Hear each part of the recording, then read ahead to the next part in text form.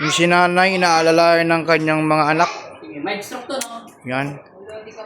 Yan. Yan. Yun daw. Mas idol kita. Yan.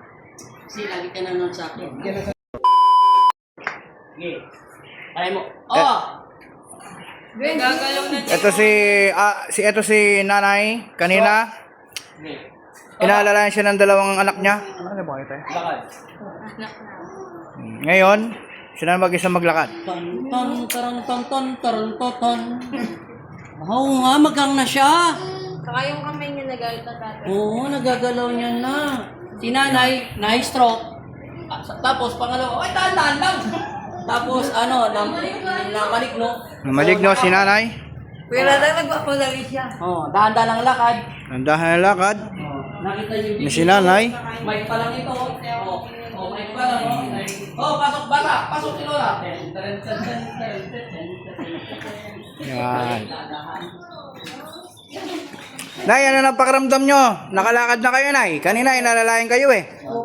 Saka luminaw na yung mata ko. Yung bulsa na, yung bulsa. Yung bulsa, hindi pa luminaw? Na yung bulsa. Ha? Yung bulsa? Walang bulsa? Nako. Wala palang bulsa. Kaya pala hindi makapagsalita eh. Walang bulsa eh. Dito kayo. Adjust pa namin ng konti yung mga ano. Kahit malabo, hindi malabo yung bulsa ni nanay. Madilim, walang bulsa eh. Pwede mo sa tubig. Tawag niya. Pahinga mo ng tubig, si nanay.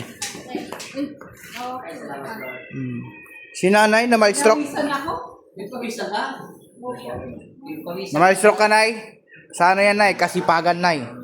Tsaka si nanay may sakit sa spiritual ng kapre. Kapre. Yan, kapre ang sakit ni nanay. So, spiritual. Sinasabi, kapre. Pinapagaling ulit kami sa ospital. Kalalabas ko lang kagabi. Kalalabas mo lang kagabi, nay. Ngayon, bumalik ka kanina. Sabi daw, high blood ka pa. Ilang BP mo, nay? 200. 200? Ba, 200, mamamatay ka na, nay. Ganyan pa yung kalagayan mo. Talagang 260 nung Sabado. Pagka namin sa hospital, 260 over 220. 260 nung unang dala mo sa ospital. Para over 120. Tapos pagbalik mo kanina 200. Aba, hindi ka na nakaagalaw nun. Sayang sabi ko daan yung mula kay Apo Andel. Bye-bye ka muna, nay. Bye-bye. Thank you, Lord. At saka kay Apo Andel. Okay, thank you so much, nay. Ano sabi mo, nay? Iniwasan doon sa labas. Kanina madilim.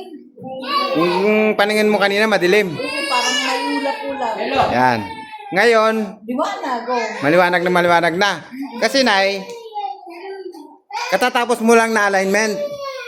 Kanina, hindi ka pa na-alignment. Spiritual pa lang kanina yon.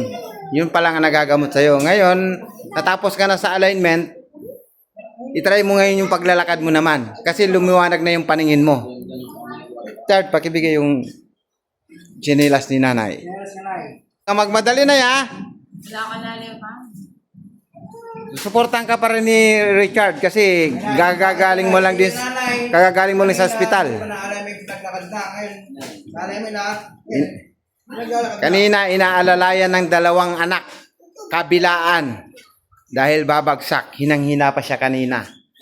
Ngayon, kumusta na pakiramdam mo? Yes, thank you, Lord.